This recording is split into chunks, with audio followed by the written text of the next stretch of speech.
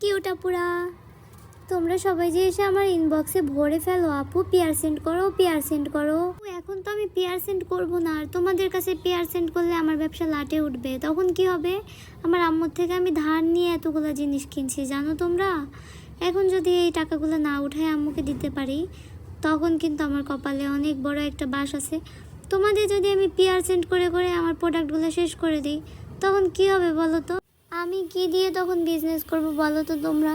এই আম্মুর কাছে বকা খাই, এত জিনিস কিনছি, এত জিনিস কিনছি, এগুলা কিভাবে কি করব, সেল কিভাবে করব?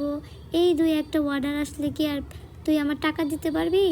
কত লোভ দেখায় দেখায় আম্মুর থেকে টাকাগুলি নিছি, তোমরা তো বোঝো না। যদি বুঝতা তাহলে এগুলো বলতা না।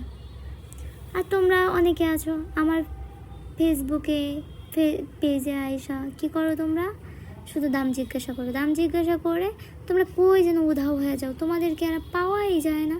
তোমরা প্লিজ আমার ইনবক্সে এসে বলবা না, প্লিজ প্লিজ বলবা না যে আপু দাম কমান, আপু দাম কমান, আপু আমি দাম কমাবো না।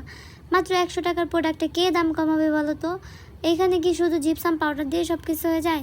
মোল্ড লাগে, জিপসাম পাউডার লাগে, ভার্নিশ লাগে, সিলার লাগে, কালার লাগে, প্যাকেজিং করার সময় বাবল র্যাপার লাগে, তারপরে বক্স লাগে, কস্টেপ লাগে, আর আমার পরিশ্রম তো আছেই। আবার কত কাহিনী করে তোমাদের এইগুলা রিকোয়েস্ট দিতে হয়। আমি বিজনেস না করতে আসলে জানতামই না যে এত কষ্ট যারা অনলাইনে বিজনেস করে। অনেক কষ্ট, সারা দিন বরবাদ হয়ে যায় এগুলার পিছে সময় দিতে দিতে। আর তোমাদের রিপ্লাই তো দিতেই হয় একদম ফার্স্টে, আর যদি রিপ্লাই দিতে একটু দেরি হয়ে যায় তখন বলবে যে রিপ্লাই দেন না কেন তাড়াতাড়ি, রিপ্লাই দেন না কেন তাড়াতাড়ি। সারাক্ষণ এই দেখি যে তোমরা কখন মেসেজ দিচ্ছ, সারাক্ষণ তোমাদের মেসেজ চেক করি আর মেসেজে রিপ্লাই দিই। সবাই বুঝতে পারছো এখন থেকে তোমরা আর কেউ আমাকে মোল্ড অ্যান্ড পিয়ারের জন্য নক করবে না।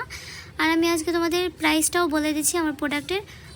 আমার আইডির সবগুলো প্রোডাক্টের দাম 100 করে, শুধু ডোনাট ভাসটার দাম 200 টাকা অ্যান্ড বড় ট্রেটার দাম 200 টাকা, সব 100 টাকা করে তোমরা এখান থেকে পেয়ে যাও।